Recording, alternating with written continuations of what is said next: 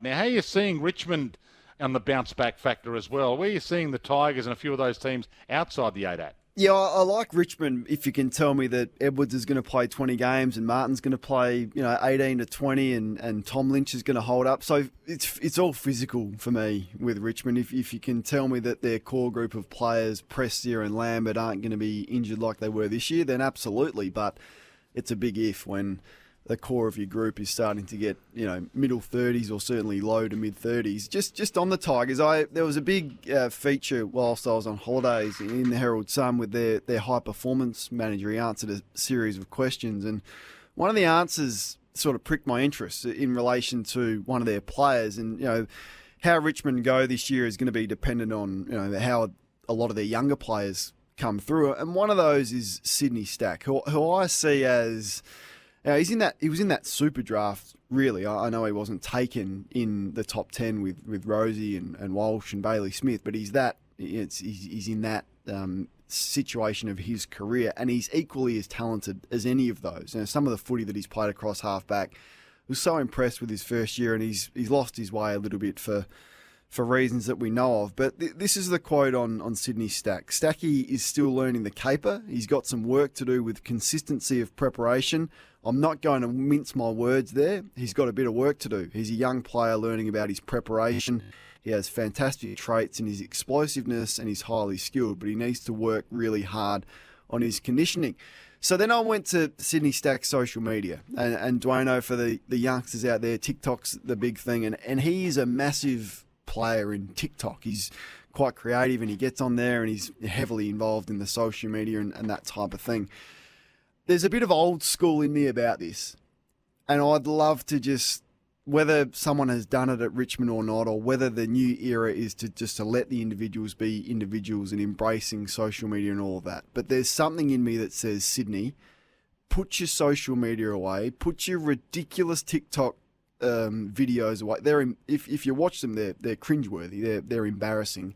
Until you get a kick, I want to sit down like, I don't know, Tim Geneva would have done to you in the early days if you were carrying on like this before you'd achieved really anything. Like, he's achieved nothing, Sydney Stack, but he has the capabilities to be a very, very good 200-game player in this game. But for those Richmond fans that have seen his social media videos, am I too old school in the fact to think that I could sit him down, shake him, ban him almost from TikTok until he gets a kick and has some success?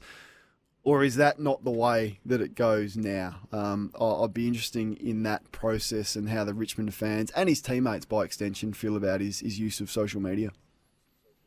So 0433 98 11 16. I love it when you go off on a tangent. This was unexpected, but I'm going to enjoy going down this road for a couple of minutes. In fact, if you've got a thought, jump on the ENS open line. Don't waste it on a text. By the way, we will read your text out. But the open line number, 1300 736 736. Old blokes like Kane Cornes and I telling young people, put the Insta account away. So are you going down the same road with Jamara Eagle-Hagan, who likes a bit of Insta action Very as well? similar. Very, very similar with Jamara, and he likes the TikTok action as well. Now, if it's Shane Edwards and he's doing it, of course, you let him sort of do it, because it's not like Dangerfield. He uses social media exceptionally well, and it's not uncommon for him to be on social media on game day. It doesn't affect his performance. I reckon this distraction is affecting performance, and when your club is telling you you're not preparing adequately and you've got lots of work to do with your preparation, then you look at all things about how I can not waste this opportunity. Like De Goey's wasting his opportunity with the talent that he's got. Sydney Stack is young enough to click into gear and still make the most of his career, Stevie Johnson style. He can absolutely do that and be a very good player. But just recently, I think it was yesterday or the day before, he went onto his Instagram and he said, I'm not getting off TikTok. I think he should. 0433 98 11 16. Well, there's a couple coming through on the text that are with you. With you, Kane, cringe, and that's with a little bit of an Instagram hashtag, cringe. And so you're okay if it's an Instagram picture of, hey, I'm here at the Australian Open Tennis, here's me with Pat Cash. You're okay if I've got to show you some of these videos, stuff like that. I've got it because I'm not on TikTok, but I've seen people have sent them. Is it socialising kind of stuff? Is it? it's time consuming as well. Like this is there's a lot of effort going. It's not just. But that's take what a they snap, do now. Put it. I know That's what they but do. I think it's a distraction for him, and his own club is telling him. I mean, that's what they're saying publicly, that he's got a lot of work to do. Imagine what they're saying privately about his preparation and his endurance and his skin folds and all of that. You can read between the lines here. What I'm worried about is he's wasting what is... he's as talented as any of those, Walsh and Rosie and Smith, and he's as talented as all of them. I reckon he's wasting it.